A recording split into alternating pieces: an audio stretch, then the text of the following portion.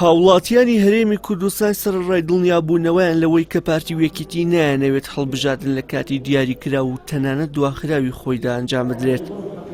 بەڵام پێیان وایە بەهۆی فشارە ناوخۆیی و نێودەوڵەتیەکان ناتوانن ئەو مەرامەیان جێبەجێ بکەن و لەوە زیاتر هەڵبژاردن دوابخەن.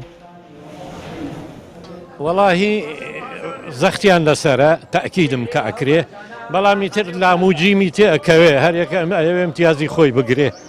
ئەم من ناڕازیە ئەو ڕازیە لە هەر لەبەر تەبلیغاتی هینە هەڵبژاردنەکە ئەگینا ئەکرێ، بەڵام بەڕای من لە کاتی خۆیان بکرێ باشترە، خەتایان کرد زووتر بڕیاریان نەدا، بەڵام ئیسا وازانم ئەکرێت و کۆتایی پێشێت و استفادەی لێ یەکەین گۆڕانکارێکە بێ.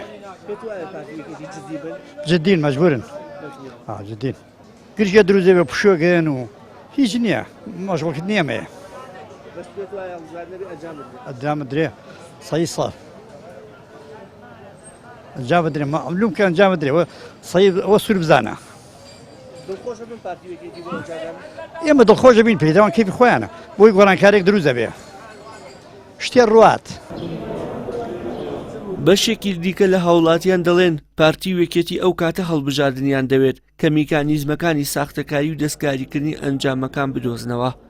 بەڵام هاوڵاتیان پێیان وایە ئەو دوو حیزبە فشارێکی زۆریان لەسرە و هاوشێوەی ڕابردوو ناتوانن دەستێوەردان بکەن، هەر بەو هۆیەشەوە لە هەڵبژاردن دەترسن.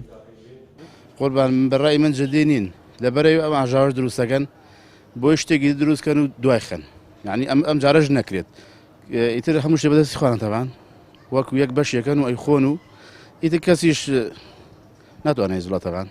پارتی وێکێتییان سیاسەتە لە بینی خۆیاندا ئەمە بەڵام کە گەیشتا سەرشکاندن و لوچکاندن و باش قوڵی یەکتری گرتن ئەوەش بۆ چوونەکانی خەڵکی کاڵ دەکاتەوە تۆزێ.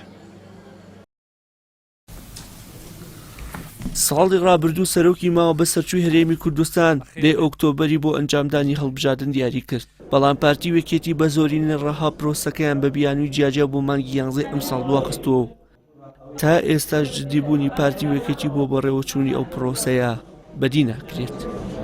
وشیار محەممەد، کەناڵی ئاسمانی پەیام، سلێمانی.